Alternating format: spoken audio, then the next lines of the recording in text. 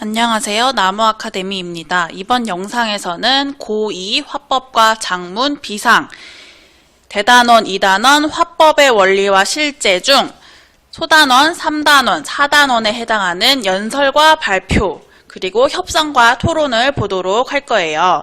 우선 첫 번째 연설을 보도록 하겠습니다. 2-3-1단원 연설 단원입니다. 출제 유형 베스트를 먼저 볼게요. 첫 번째로는 마틴 루서 킹의 연설에 사용된 설득 전략을 포함하여 연설의 서술상 특징을 묻는 문제가 가장 많이 출제됩니다. 그 다음으로는 단순히 연설이라는 담화 유형, 그리고 설득 전략, 화자의 공신력이 무엇인지 묻는 문제예요. 기출문제를 통해서 보자면 이런 식으로 위와 같은 글에 대한 설명으로 적절한 것은 인성적 설득 전략의 내용이 아닌 것은 이렇게 기본적인 개념에 대해서 묻는 문제가 출제됩니다. 그 다음으로 마틴 루서 킹의 연설에 사용된 설득 전략과 그 효과를 묻는 서술형 문제가 많이 출제돼요. 이것도 기출문제를 통해서 보면 이런 식으로 어떤 설득 전략이 사용되었는지 그 개념, 그리고 효과도 묻고요. 4번도 마찬가지죠. 이런 문제도 출제되고 또 서술형 문제에서는 이 연설과 관련하여 화자의 공신력에 대해 묻는 문제도 출제되었어요. 화자의 공신력이 무엇인지, 그리고 공신력에 영향을 미치는 요소가 무엇인지까지 정리해둬야 합니다. 그러면 이제 연설에 대한 글을 읽도록 할게요. 계속 이전 영상에서도 말하고 있는 내용인데 이 지문을 문장을 그대로 복사해서 선지에 제시합니다. 선생님들께서 문제를 만드는데 항상 감성적 설득 전략은 이러이러한 것을 말한다. 이걸 그대로 선지에 제시하는 경우가 많아요. 따라서 뒤에 나오는 마틴 루서 킹의 연설뿐만 아니라 앞에 나오는 이 글까지 여러 번 꼼꼼하게 읽으셔야 합니다. 그러면 같이 읽어볼게요. 연설은 공적 상황에서 청중에게 자기의 견해를 말로 전달하는 의도적이며 목표 지향적인 의사소통 방법이다. 연설에서는 화자의 주장을 효과적으로 표현하여 청중의 생각이나 행동, 태도 등에 영향을 미치는 것이 중요하다. 이를 위해 화자는 공신력을 갖추어야 하며 다양한 설득 전략을 효과적으로 사용할 수 있어야 한다. 우리가 이전 단원에서 2-2-2단원 면접 단원에서 면접이 목적 지향적인 성격을 가지고 있다고 했었어요. 그런데 연설도 마찬가지입니다. 목표 지향적인 의사소통 방법이에요. 왜냐하면 청중의 생각이나 행동, 태도 등에 영향을 미치는 것을 목표로 하기 때문이죠. 그리고 공적 상황이라는 것도 공통점이 되겠네요. 효과적인 연설을 위해서는 화자가 공신력을 갖춰야 하는데 여기서 공신력이란 공적인 신뢰를 받을 만한 능력을 말합니다. 그리고 다양한 설득 전략을 적절하게 잘 사용해야 돼요. 설득 전략으로는 뒤에 3가지가 나오는데 우선 공신력 먼저 보도록 할게요. 공신력이란 공적인 신뢰를 받을 만한 능력을 말한다. 연설에서 화자의 공신력은 청중을 설득하는 데 큰 영향을 끼친다. 예를 들어 핵무기 폐기를 주제로 연설한다면 동일한 내용이라도 또래 친구의 연설보다 유명한 과학자의 연설이 더 설득력 있게 받아들여진다. 왜냐하면 유명한 과학자가 공신력을 더 갖춘 사람이기 때문이죠. 공적인 신뢰가 당연히 있겠죠. 핵무기 폐기에 대한 전문적인 지식도 있으니까. 화자의 공신력에 영향을 미치는 요소로는 전문성, 신뢰성, 사회성 등이 있다. 이 3가지도 각각 알아두셔야 됩니다. 전문성은 연설 주제에 대한 지식이나 경험과 신뢰성은 화자의 성품이나 평판, 그리고 사회성은 화자와 청자 사이의 친근감과 관련된 요소이다. 화자의 공신력은 청자의 판단에 의해 이루어지지만 화자 스스로도 공신력을 높이기 위한 노력이 필요하다. 화자는 연설자로서의 공실력을 높이기 위해 연설 주제에 대한 전문성을 갖춰야 하며 연설을 할 때 솔직하고 수용적인 태도, 적극성과 자신감이 드러나는 태도로 말해야 한다. 청자에 따라서 똑같은 화자라도 그 화자의 공신력을 다르게 느낄 수 있어요. 근데 화자 스스로도 자신의 공신력을 높이기 위해 노력을 해야 한다는 거죠. 그럼 이제 설득 전략 3가지를 볼게요. 첫 번째는 이성적 설득 전략입니다. 이성적 설득 전략은 주장에 대한 타당한 근거를 들어 논리적으로 설득하는 것을 말한다. 화자는 청중을 이성적으로 설득하기 위해 연역 논증이나 귀납 논증의 방법을 활용하며 통계 자료나 전문가의 의견, 역사적 사실이나 사건 등을 근거로 제시하기도 한다. 예를 들어 사형제도를 폐지해야 한다라는 주장을 내세운다면 사형제도를 폐지한 여러 나라의 사례를 근거로 제시하는 귀납 논증 방법을 사용할 수 있다. 연역이랑 귀납은 많이 나오는 개념이죠. 연역 논증은 일반적인 사실이나 원리를 전제로 하여 특수한 사실을 결론으로 이끌어내는 방법이고, 귀납은 반대라고 생각하면 쉬워요. 개별적이고 구체적인 사실이나 원리를 바탕으로 일반적이고 보편적인 법칙이나 원칙을 결론으로 이끌어내는 논증 방법입니다. 이게 대표적인 이성적 설득 전략 방법이에요. 그 다음에 감성적 설득 전략을 볼게요. 감성적 설득 전략은 청중의 자긍심, 동정심, 분노심, 수치심 등의 감정을 유발하여 설득하는 것을 말한다. 화자는 청중을 감성적으로 설득하기 위해 청중의 마음을 움직일 수 있는 사례나 상황 등을 제시하여 청중에게 감동을 주기도 한다. 이때 감성적인 어휘나 표현을 선택하고 적절한 준언어적, 비언어적 표현을 함께 사용하면 설득의 효과를 높일 수 있다. 다만 감성적 설득 전략은 상식적이거나 합리적인 범위 내에서 이루어져야 하며 이를 벗어나게 되면 논리적 오류가 될 수도 있으므로 유의해야 한다. 지나치게 감성적이게 되면은 비이성적이게 되는 거니까 지나치게 감성적이면 안 된다는 거죠. 그것은 상식적이거나 합리적인 범위 내에서 이루어져야 합니다. 그 다음 마지막으로 인성적 설득 전략입니다. 인성적 설득 전략은 화자의 전인격적인 됨됨이를 바탕으로 설득하는 것을 말한다. 이 전략은 화자의 공신력에 영향을 미치는 요소로 청중에게 호감이나 신뢰감을 주기 위해 화자는 청중과 공감대를 형성하는 가운데 유창하면서도 진솔한 태도로 말을 해야 한다. 특히 주제에서 벗어난 내용, 청중의 관심과 수준에 맞지 않는 내용, 진실이 아닌 내용을 말하지 않도록 주의해야 한다. 또한 간결하고 명료한 표현, 자신감과 품위 있는 자세, 단정하고 깔끔한 복장 등을 통해서도 청중에게 호감이나 신뢰감을 줄 수 있다. 이렇게 3가지 설득 전략이 나왔기 때문에 이 3가지 설득 전략을 구분하는 문제가 반드시 출제되겠죠. 이 3가지가 어떻게 다른지 개념과 특징, 방법 꼭 정확하게 정리해 둬야 합니다. 그러면 이제 마틴 루서 킹의 연설을 보도록 할게요. 동지 여러분, 저는 오늘 여러분에게 말씀드리고 싶습니다. 절망의 구렁에 빠져 허우적대지 맙시다. 절망의 구렁에서 감성적인 어휘와 표현이 사용되었습니다. 바로 감성적 설득 전략이죠. 연설은 감성적인 어휘와 표현을 사용하고 꿈이 있습니다. 이 같은 문장을 그리고 꿈이라는 같은 어휘를 반복하며 흑인과 백인이 평등하게 지내는 모습을 화자의 간절한 꿈으로 제시하고 있어요. 이것들은 모두 감성적 설득 전략으로 화자의 간절함을 강조하고 부당한 현실에 대한 분노심 그리고 현실 변화에 대한 희망 등의 감정을 유발함으로써 청중을 감성적으로 설득하는 것입니다.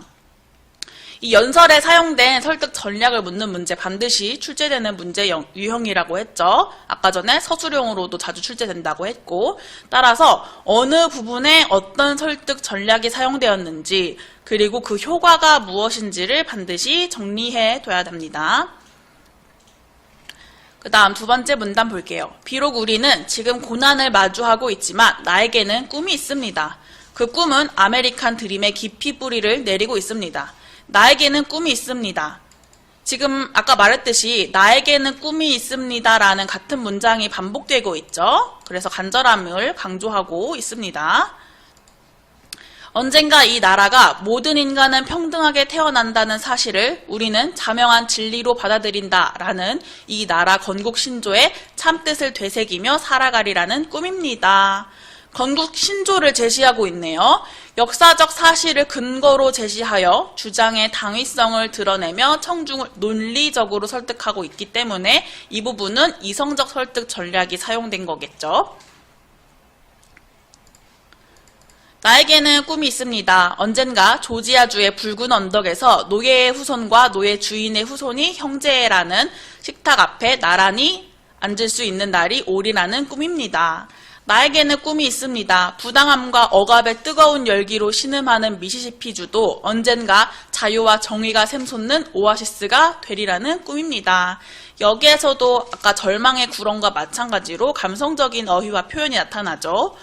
억압의 뜨거운 열기로 신음한다고 되어 있고 자유와 정의가 샘솟는 오아시스라고 표현하고 있는 부분, 여기 이 글에서 감성적인 어휘와 표현이 많이 사용되기 때문에 예를 들어서 아까 이 절망의 구렁에 기억 표시를 하고 그리고 이 부분에 니은, 디귿 이런 식으로 기억에서 미음을 표시한 다음에 기억에서 미음 중 성격이 다른 하나는 이렇게 발문이 제시되기도 하겠죠.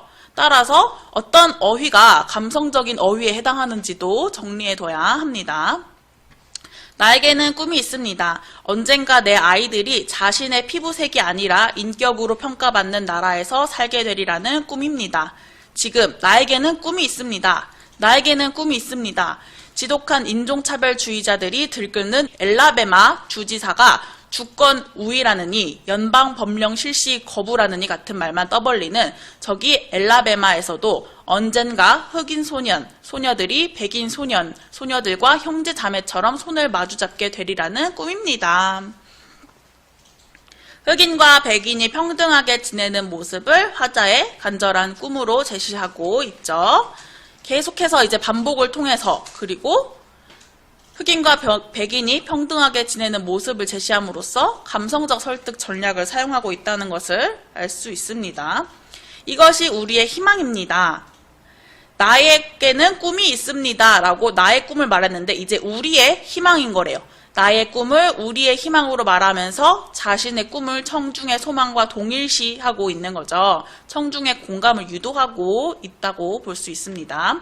저는 이러한 믿음을 안고 남부로 돌아갈 것입니다. 이러한 믿음이 있으면 우리는 절망이라는 산을 깎아 희망이라는 돌을 만들 수 있을 것입니다. 이것도 마찬가지로 감성적인 어휘와 표현에 해당하죠. 이러한 믿음이 있으면 우리는 이 시끄러운 불협화음을 형제라는 아름다운 교향곡으로 바꿀 수 있을 것입니다. 아름다운 교향곡도 마찬가지로 감성적인 어휘와 표현이고요. 이러한 믿음이 있으면 우리는 언젠가 자유로워지리라는 사실을 알면서 함께 일하고 함께 투쟁하며 함께 감옥에 갈 것이요 함께 자유를 옹호할 것입니다. 여기에서는 함께라는 단어가 반복되고 있죠. 함께라는 특정 어휘를 반복하여 청중의 공감을 유도하고 있습니다. 감성적 설득 전략에 해당하는 거겠죠. 이렇게 이 연설에는 세 가지 설득 전략이 다 나타나기 때문에 어떤 설득 전략이 어디에 사용되었는지 그리고 그 효과가 무엇인지 이것도 정리를 해둬야 합니다. 그런데 이 부분만 통해서는 인성적 설득 전략을 정확하게 확인할 수는 없어요. 인성적 설득 전략은 이성적, 감성적 설득 전략에 비해 직접적으로 드러나지는 않습니다. 그래도 연설에 인성적 설득 전략이 사용되었다고 문제 제시가 됩니다. 화자에 대한 별도의 정보 제시가 없어도 인성적 설득 전략이 사용되었다는 것을 기억해야 돼요. 학습활동에는 이제 화자가 인성적 설득 전략을 활용하고 있다는 것을 뒷받침할 수 있는 이 화자에 대한 정보가 제시되어 있는데요.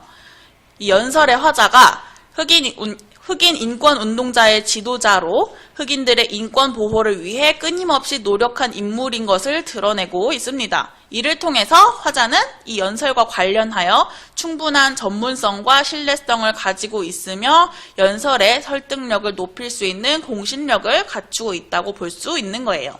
이 글을 보기로 제시하고 연설 전에 청중에게 이 보기를 알렸을 때 효과를 묻는 문제도 출제됐어요. 그리고 서술형으로도 화자가 갖추고 있는 공신력의 근거를 묻는 문제가 출제되었습니다. 그러면 아까 중요하다고 말했던 화자가 사용한 설득 전략과 그 효과를 정리해 보도록 할게요. 우선 이 연설의 주제는 흑인에 대한 인종차별을 철폐하자였어요. 그리고 3가지 설득 전략이 사용됐다는 것이 특징이겠죠. 우선 이성적 설득 전략이 나타난 부분은 건국 신조를 제시한 부분이에요. 역사적 사실을 근거로 제시하여 주장의 당위성을 드러내며 청중을 논리적으로 설득하고 있습니다. 그 다음 감성적 설득 전략이 나타난 부분은 절망의 구렁, 아름다운 교향곡 이런 것처럼 감성적인 어휘와 표현을 사용하고 나에게는 꿈이 있습니다. 이런 것처럼 같은 문장과 어휘를 반복하며 흑인과 백인이 평등하게 지내는 모습을 화자의 간절한 꿈으로 제시한 부분이에요. 화자의 간절함을 강조하고 부당한 현실에 대한 분노, 현실 변화에 대한 희망 등의 감정을 유발하며 청중을 감성적으로 설득하고 있었습니다. 그 다음 인성적 설득 전략은 그냥 제시된 텍스트로만은 알 수 없다고 했죠. 아마 학교 선생님께서 이 연설을 영상으로 보여주실 거예요. 그 영상을 보면은 성실하고 진지한 태도, 자신감과 품위 있는 자세로 연설을 하고 있다는 데서 인성적 설득 전략을 확인할 수 있습니다. 청중에게 호감과 신뢰감을 주며 화자의 공신력을 높이고 있어요. 그러면 이제 기출문제를 같이 풀어보도록 할게요. 가장 많이 출제되는 문제 유형인 서술상의 특징, 특히 연설에 사용된 설득 전략에 대해 묻는 문제를 보도록 할게요. 1번을 풀어보도록 하겠습니다. 영상 멈추고 풀어보세요.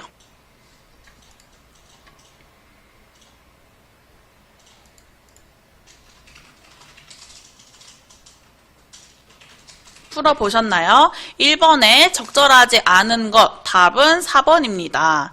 내용을 쉽게 이해하고 기억할 수 있도록 짜임새 있는 구조를 갖추어 내용을 조직하여 말하고 있다.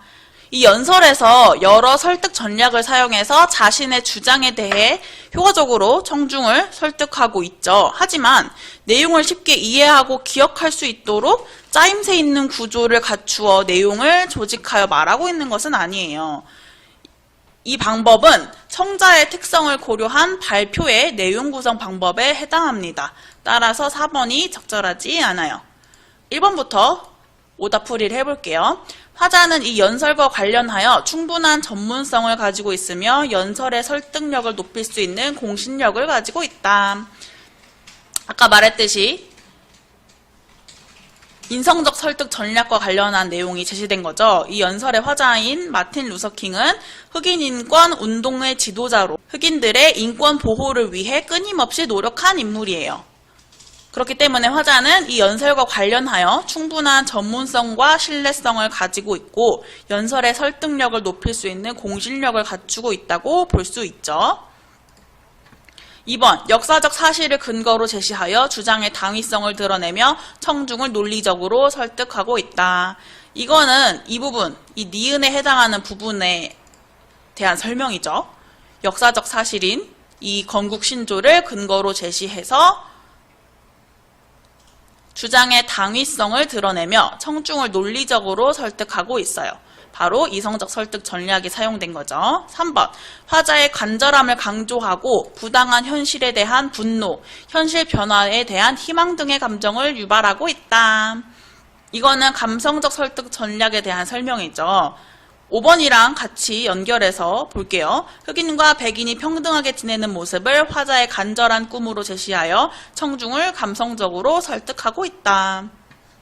이렇게 절망의 구렁, 부당함과 억압의 뜨거운 열기 등 이렇게 감성적인 어휘와 표현을 사용하고 있었고 나에게는 꿈이 있습니다 라는 같은 문장, 그리고 뭐 함께라는 어휘를 반복해서 흑인과 백인이 평등하게 지내는 모습을 화자의 간절한 꿈으로 제시하고 있었어요. 이로써 화자의 간절함을 강조하고 뿐만 아니라 부당한 현실에 대한 분노, 현실 변화에 대한 희망 등의 감정을 유발하고 있습니다. 청중의 감정을 자극하고 있죠. 그렇기 때문에 감성적 설득 전략에 해당하는 거예요. 그래서 1번에 적절하지 않은 것, 답은 4번이었고요. 그 다음에 10번 문제도 풀어볼게요. 마틴 루서킹의 연설에서 볼 수 있는 이성적 설득 전략을 묻는 문제입니다. 보다 쉬운 문제죠. 이것도 영상을 멈추고 풀어보세요.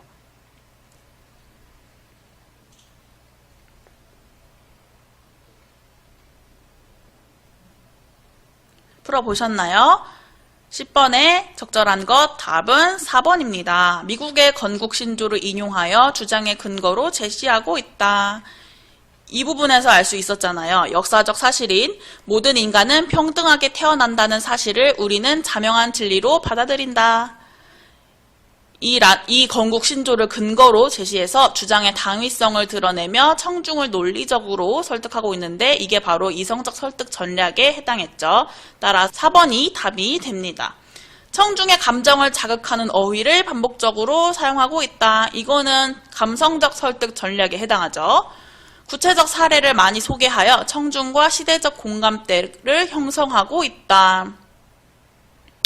청중의 공감을 유도하고 있는 것은 맞지만 이거는 이성적이 아니라 감성적 설득 전략에 해당하죠. 그리고 구체적 사례를 많이 소개함으로써 시대적 공감대를 형성하고 있다고 볼 수는 없어요. 3번, 주장의 당위성을 위하여 전문적인 지식과 판단을 제시하고 있다.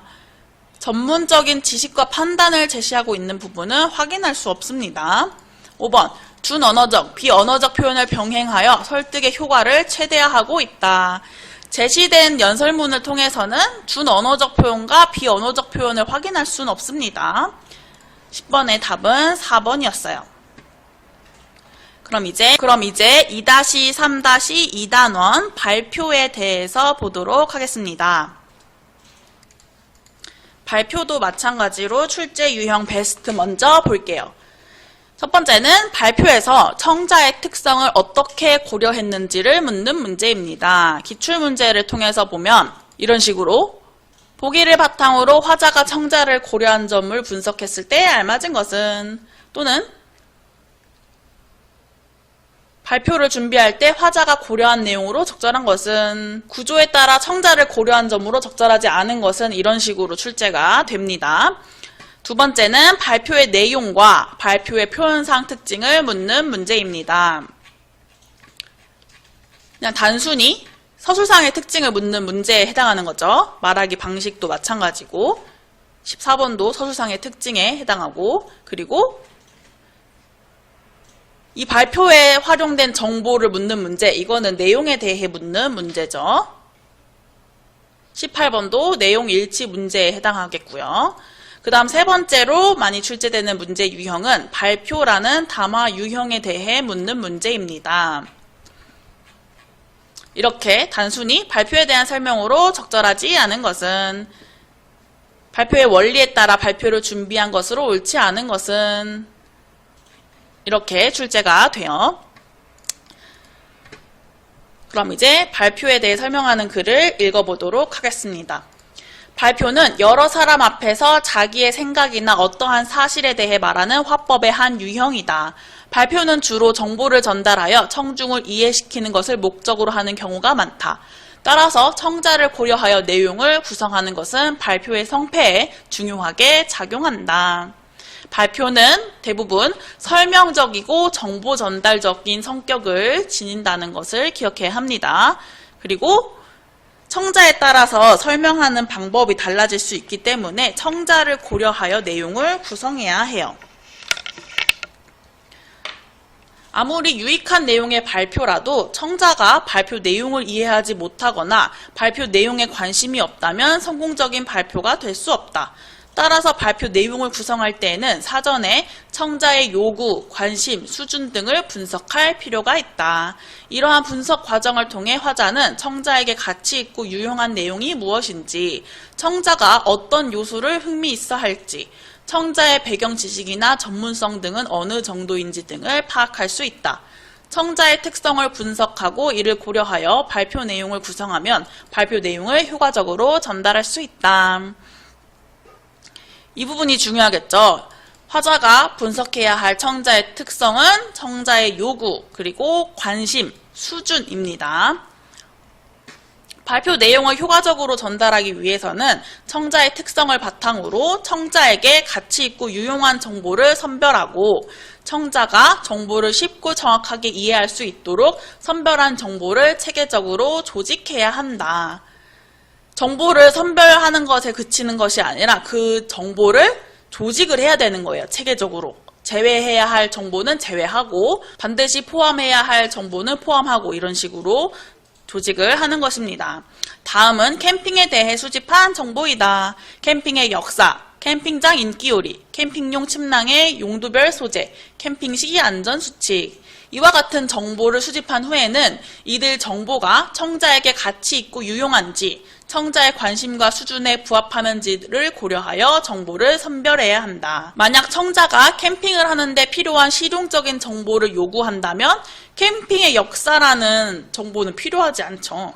이런 이론적인 정보는 생략할 수 있고, 또한 청자가 요리에 관심이 많은 사람이라면 캠핑장 인기 요리에 관한 정보를 포함하는 것이 효과적이겠고, 청자가 캠핑 초보자라면 캠핑용 침낭의 용도별 소재와 같은 전문적인 내용보다는 캠핑 시 안전 수칙 같은 필수적이고 기본적인 내용을 선별하는 것이 효과적입니다. 각각 청자의 요구, 관심, 수준을 고려해서 이렇게 정보를 다르게 선별할 수 있다는 거죠. 이렇게 선별한 정보를 분류하여 체계적으로 내용을 조직할 때에도 청자의 특성을 고려해야 한다. 예컨대 청자가 캠핑 경험이 없는 초보자라면 청자가 실제 캠핑을 수행할 수 있도록 캠핑의 준비 과정, 캠핑장에서의 행동 절차 등과 같이 시간 순서에 따라 내용을 조직하는 것이 효과적이다. 그리고 청자가 발표 내용을 쉽게 이해하고 기억할 수 있도록 짜임새 있는 구조를 갖추어 내용을 조직해야 한다. 일반적으로 발표 내용을 조직할 때는 처음, 중간, 끝의 구조를 따르는 것이 효과적이다. 이때 처음 부분에서는 발표 주제와 내용에 대한 청자의 흥미를 유발할 수 있어야 한다. 또한 중간 부분에서는 다양한 자료와 구체적인 사례를 제시하여 청자의 이해를 돕고 청자에게 중요하거나 필요한 내용을 중점적으로 제시하는 것이 좋다. 마지막으로 끝부분에서는 발표의 핵심 내용을 요약하거나 정리해 줘야 한다. 이렇게 이제 발표에 대해서 설명을 했습니다. 그럼 이제 드론에 대한 발표문을 볼 거예요. 그런데 교과서에서는 이 드론에 대한 발표 지문이 이렇게밖에 제시가 안 돼 있어요. 엄청 조금 제시되어 있죠. 따라서 아마 선생님께서 이 발표 영상을 보여주거나 전문이 있는 지문을 프린트해 주실 거예요. 시험 문제에서는 이 부분만 출제되는 것이 아니라 전문이 제시됩니다. 기출문제를 보면은 이런 식으로 전문이 제시되기 때문에 꼭 전문이 제시된 문제를 여러분들께서 풀어보셔야 합니다. 그럼 이제 같이 읽어보도록 할게요. 안녕하세요. 혹시 여러분 중에 드론이라는 말을 들어보지 못한 사람이 있나요? 라고서 발표 제재에 해당하는 드론에 대한 질문을 던지면서 청중의 관심을 유도하고 있습니다. 그리고 이 질문에 대한 청중의 반응을 확인하고 있어요. 청중과 상호작용하고 있는 거죠. 역시 없군요. 드론이 무엇인지 굳이 설명하지 않아도 대부분의 사람들이 텔레비전을 통해 드론을 접해봤을 것이라고 생각합니다. 드론에 대한 청중의 배경 지식을 확인을 했어요. 그래서 청자의 수준을 고려해서 드론의 개념을 굳이 설명하지 않고 있습니다. 여행을 소재로 하는 예능 방송을 보면 하늘에서 여행지의 멋진 풍경을 촬영하여 보여주는 경우가 많죠. 라고선 화재에 대한 청자의 배경 지식을 환기하고 흥미를 유발하고 있습니다. 이런 장면이 드론을 이용하여 촬영한 것입니다. 오늘 저는 드론의 유래와 활용에 대해 설명한 후 드론의 종류와 조종 시 유의점에 대해 설명하려고 합니다. 발표의 주제를 드러내고 있는 거죠. 그리고 발표에서 설명한 내용을 순차적으로 안내를 하고 있어요. 그렇기 때문에 청중은 발표 내용을 예측하며 들을 수 있겠죠. 이제 도입 부분에서는 발표 주제 및 순서를 소개했습니다. 이제 드론에 대한 설명이 나오겠죠. 첫 번째는 드론의 유래가 나오겠죠. 그 다음 활용이 나오고 드론의 종류, 드론 조종 시 유의점 이렇게 4가지가 순차적으로 나올 거예요. 드론은 제1차 세계대전 때 미군이 폭격용으로 처음 개발하였습니다. 이후 1930년대에 영국 공군은 여왕벌이라는 이름의 무인 항공기를 개발하여 사격 훈련을 하였습니다. 여기에 영향을 받은 미국 해군도 무인 항공기를 개발하였는데 여왕벌의 경의를 표한다는 뜻에서 수벌을 가리키는 드론이라는 이름을 붙였습니다. 드론이라는 이름의 유래에 대해서 설명을 하고 있죠. 드론은 처음 군사용 목적으로 개발되었습니다. 군사적 목적으로 개발된 드론은 현재 군사용뿐만 아니라 상업용으로도 널리 활용되고 있습니다. 특히 드론은 농업 분야에서 농약이나 비료를 살포하는 작업에서 가장 빛나는 활약을 펼치고 있습니다. 또한 드론은 사람의 접근이 어려운 위험 지역에서 조난자를 수색하고 우범지대를 감시하거나 실시간 교통 상황을 파악할 때에도 활용되고 있습니다. 군사적 목적으로 개발됐지만 이제는 다양한 분야에서 활용되고 있다는 것을 말하고 있죠. 농업 분야에서 드론이 활용되는 사례, 그리고 다양한 드론 활용 사례를 제시하고 있습니다. 그 다음은 이제 드론의 종류에 대해서 설명하겠죠. 여러분은 드론이 어떻게 생겼는지 다 아시죠? 여러분들이 떠올리는 드론은 헬리콥터 모양의 드론일 것입니다. 여러 개의 모터와 회전 날개가 있는 이런 드론을 회전익 드론이라고 부릅니다. 그러나 항공기에도 고정된 날개를 가진 비행기가 있듯이 드론에도 고정익 드론이 있습니다. 지금 드론의 종류 2가지가 나왔죠. 회전익 드론과 고정익 드론 2개 나왔습니다. 그럼 이제 2개에 대해서 설명을 하겠네요. 고정익 드론은 비행 방식이 비행기와 유사하여 전진만 가능하지만 회전익 드론은 앞뒤는 물론 상하 좌우로도 비행이 가능하며 수직으로 이착륙할 수 있습니다. 고정익 드론과 회전익 드론의 특징 및 비행 방식이 나와 있네요. 고정익 드론은 비행기처럼 전진만 가능한 거예요. 그리고 비행기가 수직으로 이착륙하진 않죠. 따라서 앞으로만 갈 수 있고 상하 좌우로 자유롭게 움직일 수는 없습니다. 반면에 회전익 드론은 앞뒤는 물론 상하 좌우로도 비행이 가능하고 수직으로 이착륙할 수 있다는 특징을 가지고 있어요. 그래서 상업용 드론의 대부분은 보다 자유롭게 비행할 수 있는 회전익 드론이 많습니다. 이렇게 드론의 종류를 설명했고요. 이제 회전익 드론에 대해서 설명을 합니다. 드론을 꺼내며에서 알 수 있듯이 회전익 드론의 실물을 활용해서 이해를 돕고 있네요. 이것이 바로 회전익 드론입니다. 드론의 프로펠러를 가리키며 손으로 가리키는 것, 바로 비언어적 표현이 활용된 거죠. 비언어적 표현을 활용해서 회전익 드론의 구조를 설명하고 있습니다. 이 부분을 회전익이라고 부릅니다. 또한 드론의 아랫부분을 가리키며 이 부분은 드론의 다리에 해당하는 착륙 장치로 드론이 안정적으로 지면에 내릴 수 있도록 도와줍니다.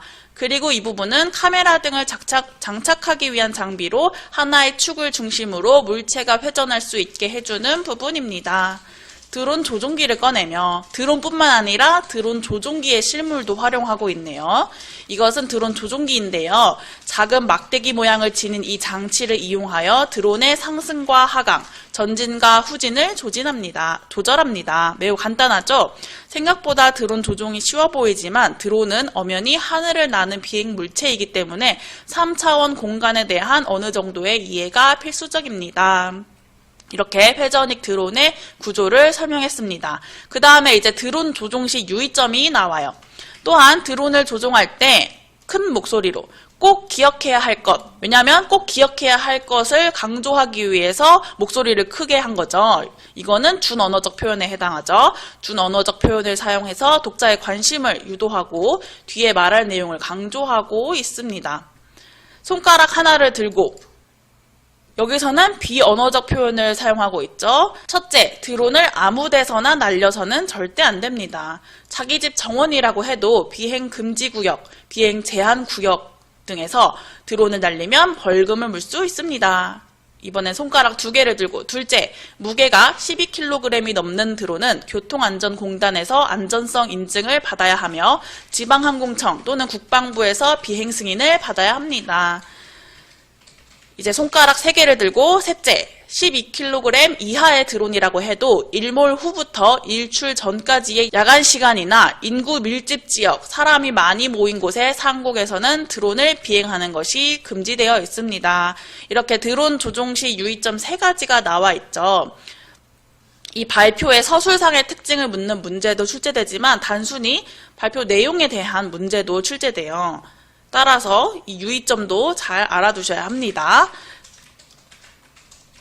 드론 조종 시 유의점을 잘 지키고 있는 사례를 묻는 문제에 일출 전에 시장에서 드론을 날리는 주영이, 크리스마스 이브에 광화문 광장에 나가 드론을 날리는 병훈이라는 틀린 선지가 출제되었었어요. 둘 다 잘 지키고 있는 사례가 아닌 거죠. 이제 발표 끝입니다. 지금까지 드론의 유래와 활용, 그리고 드론의 종류와 조종 시 유의점에 대해 발표하였습니다. 라고서 발표 내용을 요약하고 있어요. 많은 전문가들은 드론의 핵심 기술이 비약적으로 발전할 것이며 앞으로 1인 1드론 시대가 열릴 것이라고 예상하고 있습니다. 그러나 드론은 결코 장난감이 아닙니다. 드론에 대한 접근성이 높아지면서 안전에 대한 문제가 새롭게 나타나고 있습니다. 드론에 대해 제대로 알고 목적에 맞게 드론을 사용할 때 진정한 드론의 전성시대가 가능해질 것이라고 생각합니다. 이상으로 발표를 마치겠습니다. 감사합니다. 이렇게 앞으로의 드론에 대한 전망을 드러내고 발표를 끝냈습니다.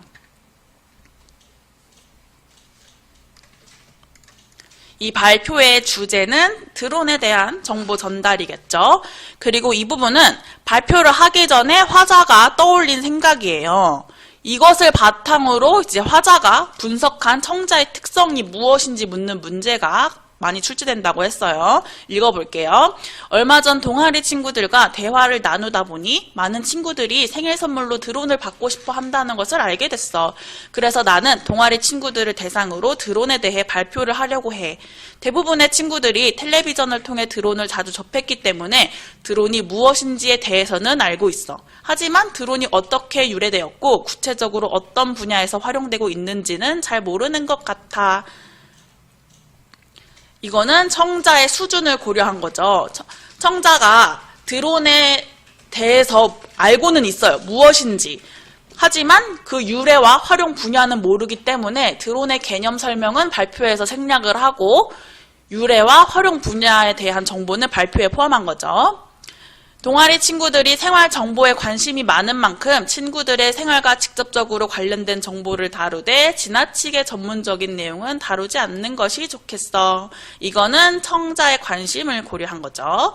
그리고 드론을 조종하고 싶어하는 친구들이 많으니 드론과 관련된 실용적인 정보를 제공해야겠어. 이거는 청자의 요구를 고려한 거겠고요. 또한 드론을 장난감처럼 생각하는 친구들이 드론에 대해 올바른 인식을 가질 수 있도록 해야겠어. 따라서 마지막에 드론 조종 시의 유의점을 설명을 한 거죠. 이 부분에서. 이렇게 발표 내용을 구성하기 전에 청자의 요구, 관심, 수준을 분석했습니다. 문제에 화자가 발표를 하기 위해 수집한 정보, 그리고 제외한 정보와 그 이유를 묻는 문제도 자주 출제돼요. 6번을 한번 같이 볼게요. 화자가 드론의 유래, 드론 조종 시 유의점, 드론에 대한 전망, 드론의 종류, 회전익 드론의 구조, 상업용 드론의 활용 범위, 군사용 드론의 활용 범위, 고정익 드론의 항공학적 원리 이렇게 8가지 정보를 수집했다고 해요. 근데 이 중에서 발표에 활용된 정보가 있고 아닌 정보가 있죠. 이 2개, 군사용 드론의 활용 범위, 그리고 고정익 드론의 항공학적 원리는 제외한 정보입니다. 우선 군사용 드론의 활용 범위를 제외한 이유는 청자는 드론을 직접 조종하고 싶어하는 학생으로 드론에 대한 실용적인 정보를 필요로 합니다. 따라서 청자가 조종할 수 없는 군사용 드론에 대한 정보는 청자의 요구에 맞지 않기 때문에 제외한 거예요. 이 이유 꼭 기억해 두셔야 합니다. 청자의 수준에 맞지 않아서 제외했다 이렇게 나오면 틀린 거죠. 그 다음 고정익 드론의 항공학적 원리를 제외한 이유는 청자는 드론에 대한 배경 지식이 부족하고 생활과 직접적으로 관련된 정보에 관심이 있어요. 따라서 지나치게 전문적인 내용인 고정익 드론의 항공학적 원리는 청자의 수준과 관심에 맞지 않기 때문에 제외했습니다. 이거는 서술형으로 출제되기 때문에 꼭 기억해 두셔야 합니다. 이 7번도 마찬가지로 중요하고요. 그럼 이제 기출문제를 같이 풀어볼게요.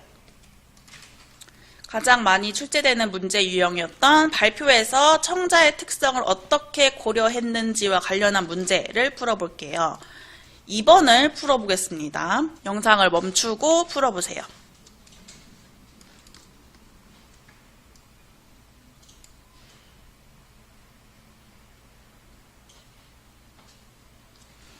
풀어보셨나요?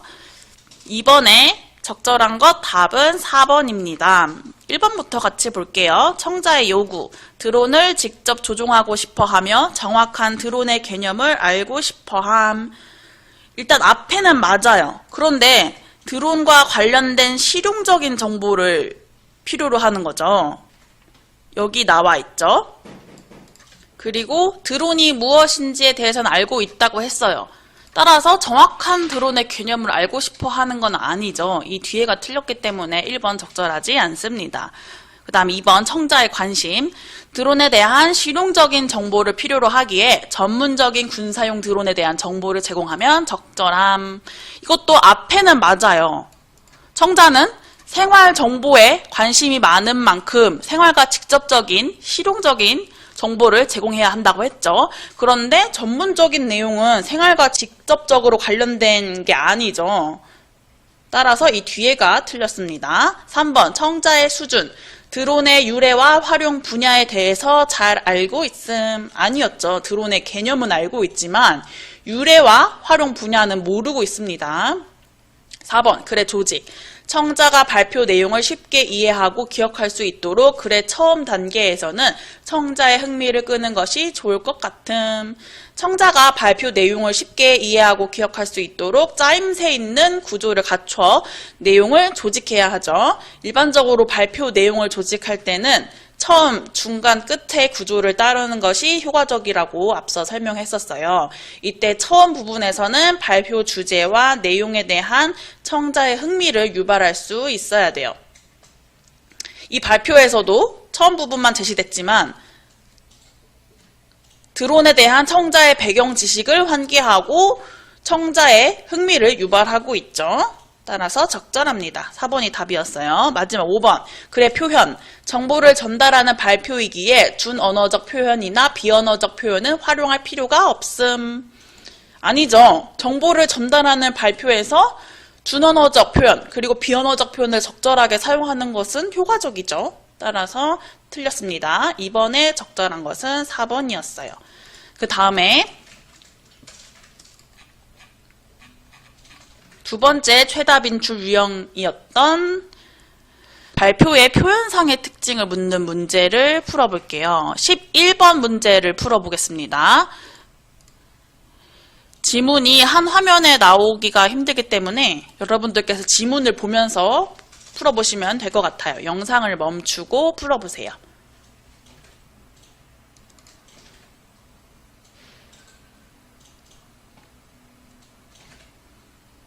풀어보셨나요? 발표를 준비하기 전에 학생이 계획한 메모의 내용으로 실제 발표에 적용되지 않은 것은 3번입니다. 구체적인 수치를 제시하여 발표 내용의 신뢰성을 줘야겠어. 구체적인 수치를 제시하고 있는 부분은 확인할 수 없습니다. 물론 12kg에서 10이라는 숫자를 확인할 수 있지만 이게 발표 내용에 신뢰성을 주는 구체적인 수치라고 보기는 어렵죠. 따라서 3번 적절하지 않고 1번부터 볼게요. 발표 중간에 질문을 하여 청중의 주의를 환기해야겠어. 이 부분에서 볼 수 있죠. 질문. 이런 식으로 발표 중간에 질문을 해서 청중의 주의를 환기하고 있습니다. 그리고 비언어적 표현을 활용하여 발표 내용의 전달 효과를 높이고 있는 부분은 여러 데서 확인할 수 있었죠. 그리고 발표할 내용의 순서를 제시하여 청중이 내용을 예측하며 듣도록 해야겠어. 이건 도입 부분에서 여기에서 확인할 수 있었죠. 마지막 회전익 드론을 직접 보여주면서 드론에 대해 좀 더 자세히 설명을 해야겠어. 드론을 직접 꺼내면서 이것이 바로 회전익 드론입니다 하고서 회전익 드론에 대해서 설명을 했죠. 따라서 적절합니다. 11번에 적절하지 않은 것 답은 3번이었어요. 지금까지 2-3-2단원 발표에 대해서 살펴봤고 이제 2-4-1단원 협상에 대해서 보도록 하겠습니다. 협상 단원도 마찬가지로 출제 유형 베스트 먼저 보겠습니다. 택배업체 측과 아파트 측의 협상 전략을 묻는 문제가 가장 많이 출제되었어요. 그리고 협상의 요건과 특징, 협상의 절차에 따른 적절한 협상 등 협상이라는 갈래 자체에 대해 묻는 문제가 출제되었습니다. 서술형에서 가장 많이 출제된 문제 유형은 택배업체 측과 아파트 측이 협상을 통해 얻게 된 이익을 묻는 문제예요. 이 문제는 지문 설명 끝난 후에 같이 풀어보도록 하겠습니다. 그러면 협상에 대한 글 먼저 보도록 할게요. 현대 사회에서는 개인이나 집단 간의 이익이나 요구가 달라 서로 갈등하는 경우가 많다. 협상은 타협과 조정의 과정을 통해 이러한 갈등의 해결 방법을 찾는 화법의 한 유형이다.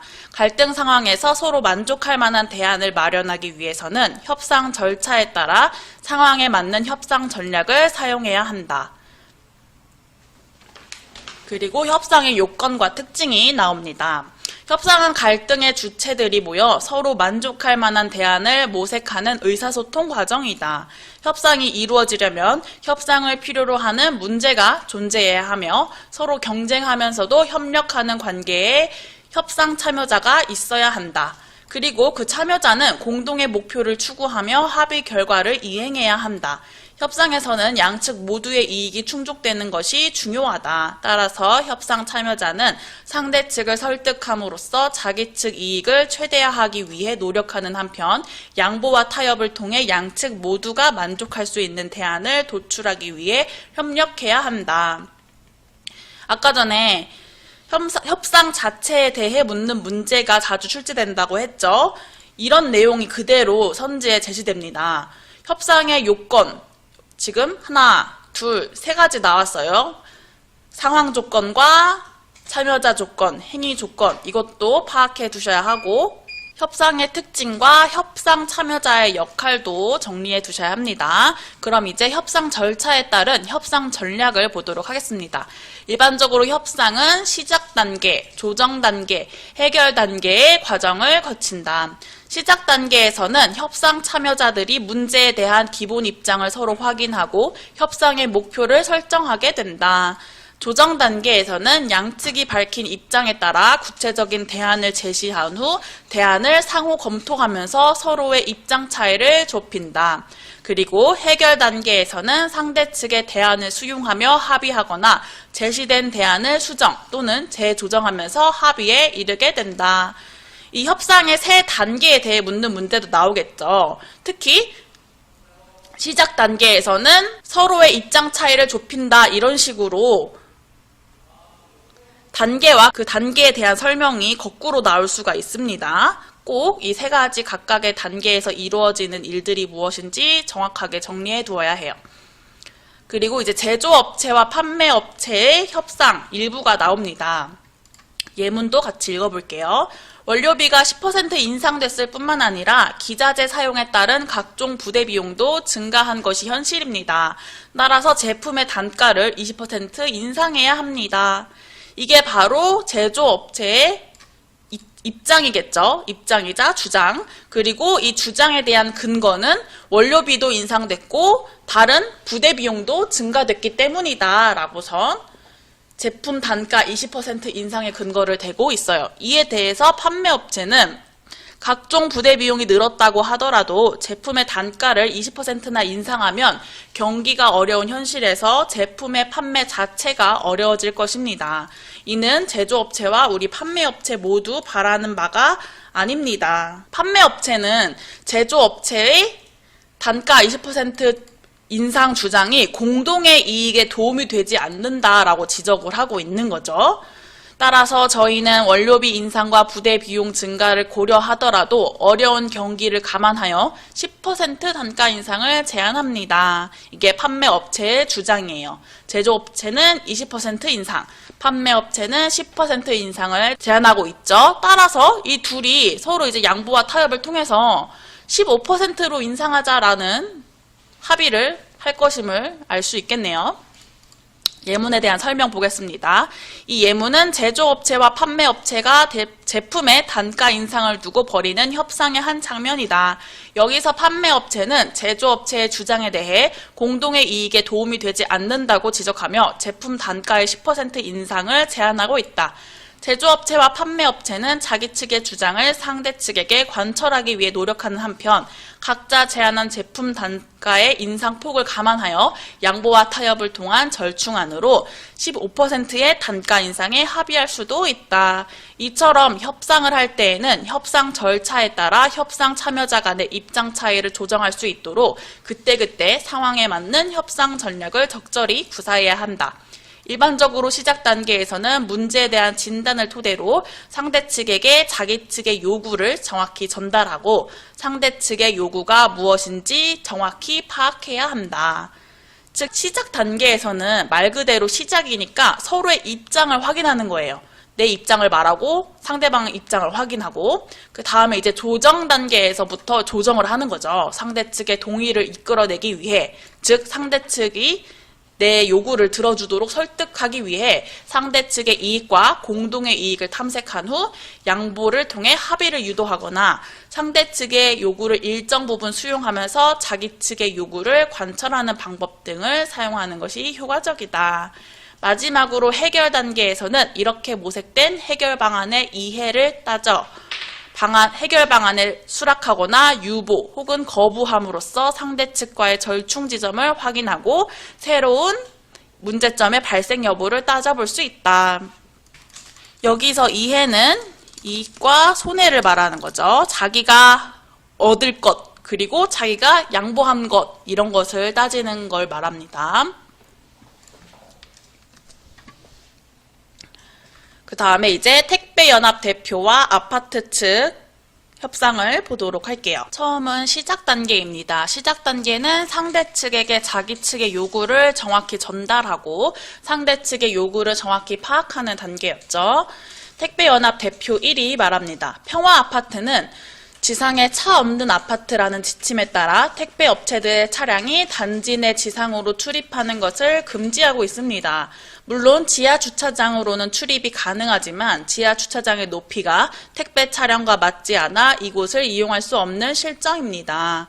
그래서 저희 택배 기사님들이 아파트 단지 입구에서부터 손수레를 이용해 고객의 물건을 배송하는 어려움을 겪고 있습니다. 이번 기회에 저희 택배 업체들의 차량이 아파트 단지 내 지상으로 출입할 수 있도록 해주셨으면 합니다. 이게 바로 택배 업체 측의 요구에 해당하겠죠. 자신의 요구를 정확하게 전달하고 있습니다. 이에 아파트 관리 사무소장이 말합니다. 물론 택배 업체들과 기사님들의 고충을 모르는 바는 아닙니다. 택배 업체 측의 입장을 이해하고 있음을 밝히고 있죠. 하지만 택배 차량이 단지 내 지상으로 출입하면 보행자의 안전을 위협하게 됩니다. 특히 평소 단지 내 지상으로 통행하는 차량이 없어 안심하고 뛰놀던 아이들에게 커다란 위협이 될 수 있습니다. 따라서 현행과 같이 택배 기사님들께서 아파트 단지 입구에 차량을 정차하여 물건을 하차하신 후 손수레를 이용하여 물건을 배송해 주셨으면 합니다. 이게 바로 아파트 측의 요구에 해당하겠네요. 협상 문제에 대한 서로의 입장을 확인하고 있었습니다. 여기서 협상 문제는 바로 아파트 단지 내 지상으로 택배 차량이 출입하는 문제인 거죠.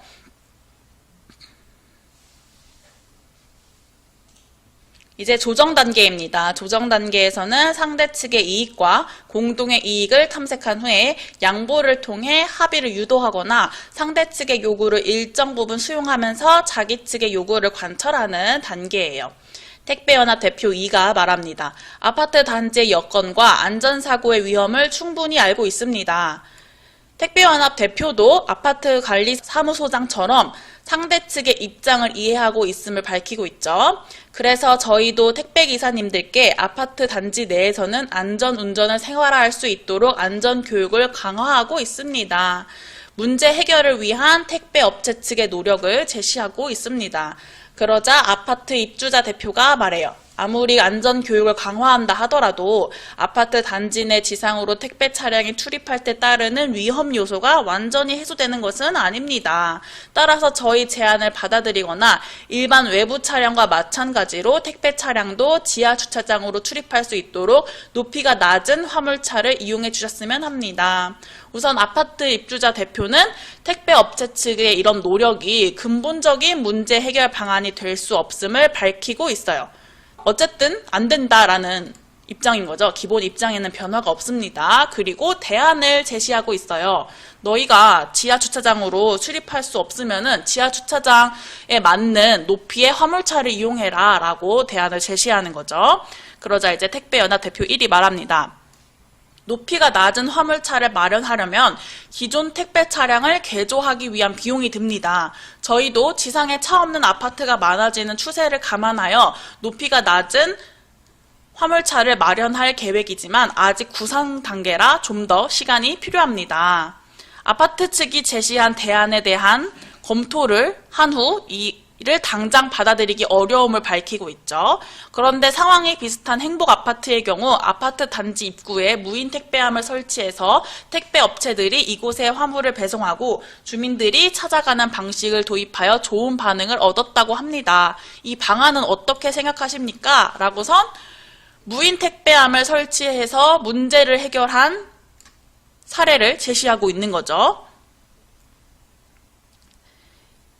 새로운 대안을 제시하고 있는 겁니다. 그러자 아파트 입주자 대표가 글쎄요, 무인 택배함이 설치된다면 아파트 단지 안으로 택배 차량이 출입하지 않아 안전사고의 위험은 없겠네요. 라고선 택배업체 측이 제시한 대안에 대해서 검토를 합니다. 일단은 긍정적으로 보고 있긴 한 거죠. 안전사고의 위험이 없으니까. 택배연합 대표 2가 말해요. 무인 택배함이 설치되면 저희도 배송시간이 단축되어 이익이고 아파트 단지 내 지상으로 택배 차량에 출입하지 않아 안전사고의 위험도 없으니 아파트 입주민들에게도 좋은 방안일 듯 합니다. 자신이 제시한 대안이 수용되었을 때 양측이 이익을 얻을 수 있다. 즉 공동의 이익을 제시하고 있는 거죠. 그러자 아파트 관리사무소장이 물론 무인 택배함 설치가 아파트 입주민과 택배업체 모두에게 이익이 된다는 점은 인정합니다. 라고선 택배업체 측이 제시한 대안에 대한 이익을 긍정적으로 보고 있습니다. 하지만 무인 택배함을 설치하는데 아파트 관리비가 지출되는 만큼 저희가 많은 부담을 안게 됩니다. 택배 업체 측이 제시한 대안을 검토를 했는데 이에 따른 문제를 제기를 하는 거죠. 비용에 대해서. 그래서 말씀입니다만 무인 택배함 설치가 아파트 입주민과 택배 업체 모두에게 이익이 된다면 이것의 설치 비용 중 일부를 택배 업체들이 지불해 주시면 어떨까요? 라고 무인 택배함 설치에 따른 문제를 해결하기 위한 대안을 제시하고 있죠. 질문 형식으로 제안을 해서 상대의 반응을 이끌어내고 있어요. 그러자 택배연합 대표 1이 글쎄요 라고 말을 해요. 무인 택배함 설치가 좋은 방안이긴 하지만 아파트 소유물에 저희 경비를 지불한다는 것이 마음에 걸립니다. 아파트 측이 제시한 대안에 대해 검토를 하고 있는 거죠. 아파트 입주자 대표가 말합니다. 무인 택배함을 설치하기 위해서는 설치 비용뿐 아니라 설치할 공간도 마련되어야 합니다. 현실적으로 공간 마련은 저희 아파트 입주민회에서 전담하는 만큼 설치 비용은 택배 업체들도 일부 부담하는 것이 서로의 이익을 위한 정당한 배분이라고 생각합니다. 택배 업체 측에서 무인 택배함 설치 비용을 지원해야 하는 근거를 제시하고 있죠. 바로 상호 부담의 정당성을 근거로 제시하고 있는 거예요. 이제 마지막 해결 단계입니다. 해결 단계는 해결 방안의 이해, 즉 이익과 손해를 따져 해결 방안에 대한 수락, 유보, 거부 통해 상대 측과의 절충 지점을 확인하는 단계입니다. 택배연합 대표 2가 말합니다. 그렇다면 아파트 입주민회 측에서 무인 택배함을 설치할 공간을 마련해 주신다는 전제하에 저희 택배 업체들이 설치 비용의 일부를 지불하는 걸로 하면 어떨까요? 조건부 수용하는 거죠. 아파트 측에 대한, 즉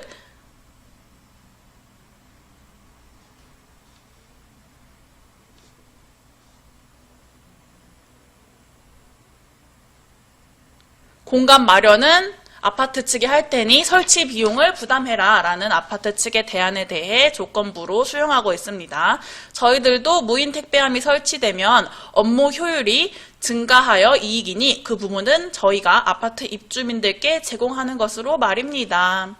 업무 효율이 증가한다는 것은 택배 업체 측이 얻을 수 있는 이익에 해당하죠. 그랬더니 아파트 관리사무소장이 예, 좋습니다. 그러면 무인 택배함 설치에 서로 합의한 것으로 하고 구체적인 실행 방안에 대해서는 추후 협의하는 게 어떨까요? 저희도 내부적으로 논의할 사항이 있고 택배 업체들도 설치 비용 지원과 관련해서 구체적인 계획을 수립해야 할 테니까요. 우선 무인 택배함 설치를 합의한 것으로 하고 구체적인 실행 방안에 대해 추후 협의할 것을 제안하고 있습니다. 그랬더니 택배연합 대표 2가 예, 좋습니다. 저희도 이 문제가 원만하게 해결되기를 바라는 입장이니 서로 양보하는 선에서 최선의 방법을 찾아보도록 합시다. 그럼 다음에 구체적인 실행 방안에 대해 협상을 이어가도록 하죠. 이렇게 협상이 마무리됩니다. 이 부분에서 합의된 내용은 두 가지예요. 첫 번째는 무인 택배함을 설치하는 것, 그리고 두 번째는 다음에 구체적인 실행 방안에 대해 협상을 하는 것, 이렇게 두 가지입니다. 아까 전에 택배 업체 측과 아파트 측의 협상 전략에 대해 묻는 문제가 나온다고 했기 때문에 이 10번 꼭 정리해둬야 합니다. 같이 보도록 할게요. 시작 단계에서 택배연합 대표는 택배 차량이 아파트 단지 내 지상으로 출입할 수 있도록 해달라는 자기 측의 요구를 정확하게 전달하는 협상 전략을 사용했고요. 조정 단계에서 아파트 입주자 대표는 택배 차량의 지하 주차장 출입이 가능하도록 높이가 낮은 화물차 이용을 대안으로 제시하는 협상 전략을 사용했습니다. 이에 대해서 택배연합 대표인은 무인 택배함을 설치할 때 택배 업체 측이 얻을 수 있는 이익과 아파트 측이 얻을 수 있는 이익을 제시함으로써 자기 측의 대안에 대한 상대 측의 동의를 유도하는 협상 전략을 사용했어요. 그리고 마지막으로 해결 단계에서 아파트 관리사무소장은 양측이 무인 택배함을 설치하기로 합의한 내용을 확인하고 구체적인 실행 방안은 추후 협의할 것을 제안하는 협상 전략을 사용했습니다. 이 협상 전략뿐만 아니라 양측이 얻게 된 이익이 무엇인지 그리고 양측의 입장이 무엇인지 이런 것도 내용도 정리를 해야겠죠. 그러면 이제 기출문제를 풀어보도록 하겠습니다. 협상 전략에 대한 문제를 풀어볼게요. 일단 이 협상은 문제에서 보면 알 수 있듯이 보기가 이렇게 주어지는 문제가 많습니다. 10번, 11번도 그렇고요. 따라서 이 보기의 도표를 보면서 당황하는 경우가 많은데 내용 자체가 어려운 건 아니에요. 이런 도표, 도식이 주어진 여러 문제들을 많이 접해보는 게 좋습니다. 우선 8번을 같이 풀어볼게요. 협상 참여자, 기억에서 COC 사용한 협상 전략에 대한 적절한 설명을 보기에서 모두 고른 것은 지문이 한 번에 제시되지 않으니까 이 부분은 삭제를 하고 이렇게 제시를 해보겠습니다. 기억에서 시옷 중 적절한 것만을 모두 한번 골라보세요. 영상을 멈추고 풀어보시면 됩니다.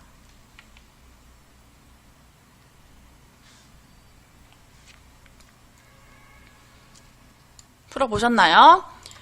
기억부터 같이 보도록 할게요. 기억은 택배연합 대표 1이죠. 상대 측에게 자기 측의 요구를 정확히 전달하고 있다. 맞죠? 이번 기회에 저희 택배 업체들의 차량이 아파트 단지 내 지상으로 출입할 수 있도록 해주셨으면 합니다. 라고 상대 측에게 자신의 요구를 정확히 전달하고 있습니다. 그 다음 니은은 아파트 관리사무소장이에요.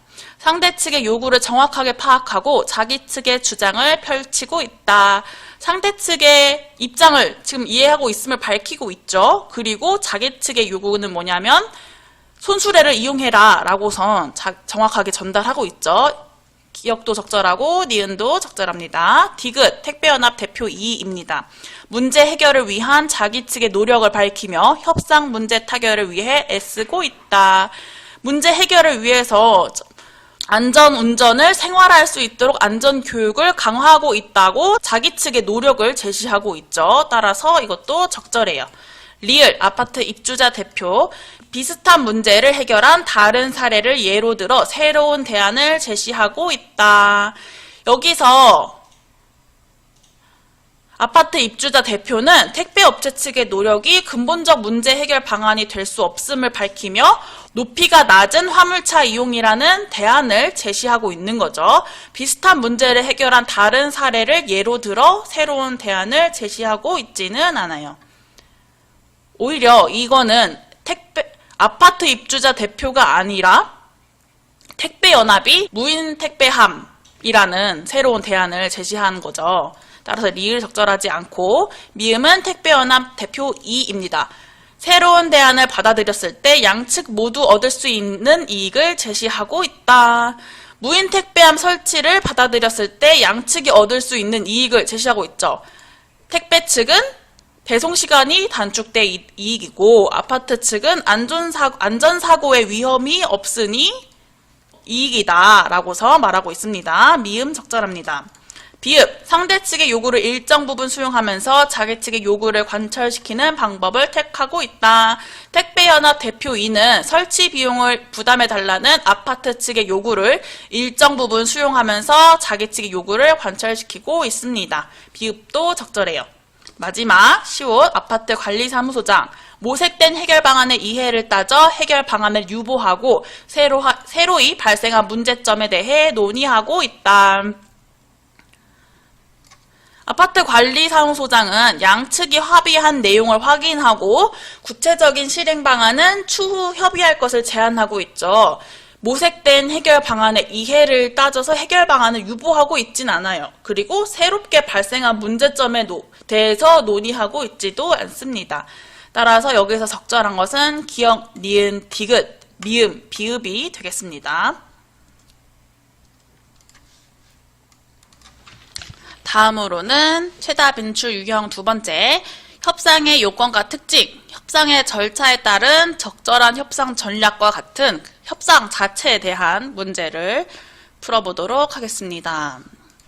16번을 풀어볼게요. 협상의 절차에 따른 협상 전략에 대한 설명으로 적절하지 않은 것은 영상을 멈추고 풀어보세요.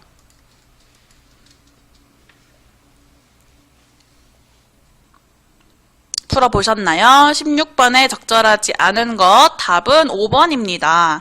시작 단계에서는 상대 측의 동의를 이끌어내기 위해 상대 측의 이익과 공동의 이익을 탐색한다. 상대 측의 동의를 이끌어내기 위해서 상대 측 이익 그리고 공동의 이익을 탐색하는 것은 조정 단계에 해당하죠. 시작 단계라고 했기 때문에 틀렸습니다. 1번도 볼게요. 상대 측에게 자기 측의 요구를 정확하게 전달해야 한다. 이건 바로 시작 단계에서 해야 하는 일이죠. 2번, 유보나 거부를 통해 상대 측과의 절충 지점을 확인한다. 이거는 해결 단계에 해당합니다. 3번이랑 같이 볼게요. 해결 단계에서는 모색된 해결 방안의 이해를 따져 방안을 수락한다. 해결 단계에서는 해결 방안의 이해를 따져서 해결 방안에 대한 유보, 수락, 거부를 통해서 상대 측과의 절충 지점을 확인합니다. 적절합니다. 2번, 3번 모두. 4번. 상대 측의 요구를 일정 부분 수용하면서 자기 측의 요구를 관철시키도록 한다. 이건 조정 단계에서 이루어지는 일이죠. 조정 단계에서는 상대 측의 동의를 이끌어내기 위해 상대 측의 이익과 공동의 이익을 탐색한 후에 양보를 통해 합의를 유도하거나 상대 측의 요구를 일정 부분 수용하면서 자기 측의 요구를 관철시키는 방법을 사용하는 것이 효과적입니다. 따라서 16번에 적절하지 않은 것은 5번이었어요. 이제 2단원 마지막 단원인 토론 단원을 보도록 하겠습니다. 역시 출제 유형 베스트 먼저 보도록 할게요. 토론이라는 담화 유형에 대해 묻는 문제가 가장 많이 출제됐어요. 기출문제를 통해서 보면 단순히 그냥 용어에 대해서 묻는 문제, 그리고 사실 논제가 무엇인지, 토론의 논제 선정 기준은 무엇인지, 사회자 역할은 무엇인지 이런 식으로 반대신문식 토론 절차도 출제됐고요. 전반적으로 토론 자체에 대한 문제가 많이 출제되었습니다. 그 다음에 이제 두 번째로 많이 출제된 문제 유형은 토론에서 토론 참여자의 말하기 방식을 묻는 문제입니다. 특히 반대 측과 찬성 측의 반대신문 방법과 관련한 문제가 자주 출제됐어요. 그 다음에 이제 세 번째로 많이 출제된 문제 유형은 서술형 문제인데요. 제시된 토론 지문에 사용된 반대신문과 효과적인 반대신문 방법에 대해 묻는 문제입니다. 이것도 기출문제를 볼게요. 이렇게 기억에 사용된 반대신문의 방법을 서술하시오. 또는